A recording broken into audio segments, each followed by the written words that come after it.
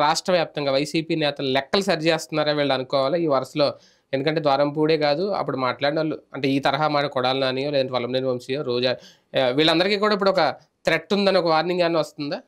అయ్యి ఎట్లాగో అనుకున్నదే ఉంటాయా? దాంట్లో నో డౌట్.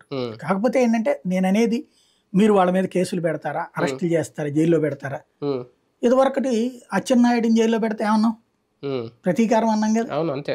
లేకపోతే రవీంద్రని పెడితే ఏమన్నాం? ప్రతీకారం అన్నాం కదా. మళ్ళీ రివర్సే అవుతుంది కదా.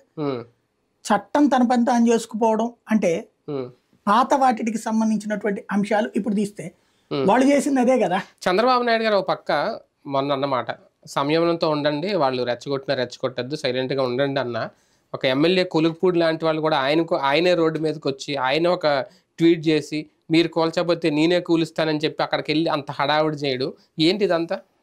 ఒక్క విషయంలో అభినందించాలి ఈనాడు ఆంధ్రజ్యోతిని, జెన్యూన్గా రిపోర్ట్ చేశారు ఆ రెండు వార్తలు. అవును, కొలికిపూడిది లేకపోతే ఆమెది మంత్రి భార్య, ఆ విషయంలో అభినందించాలి ఖచ్చితంగా. ఇక్కడ కొలికిపూడి గారు ఒక ఐఏఎస్ అకాడమీ నడిపినటువంటి వ్యక్తి,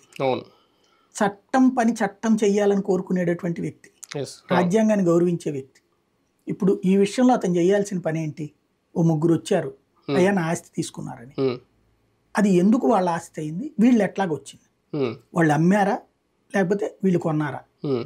ఇది వాళ్ళతో మాట్లాడి ఎంఆర్ఓ ఆఫీస్లో కూర్చోబెట్టి వాళ్ళకి మోసం జరిగింది, పోలీస్ కంప్లైంట్ ఇచ్చి వాళ్ళని తీసుకెళ్ళి లోపలే ఇచ్చు. అప్పుడు దాని ద్వారా ఆస్తిని తీసి వాళ్ళకి ఇప్పించవచ్చు, అదే ఆస్తి వాళ్ళకి హ్యాండ్ ఓవర్ చేయించవచ్చు. లేదు వీళ్ళు మోసపోయారు,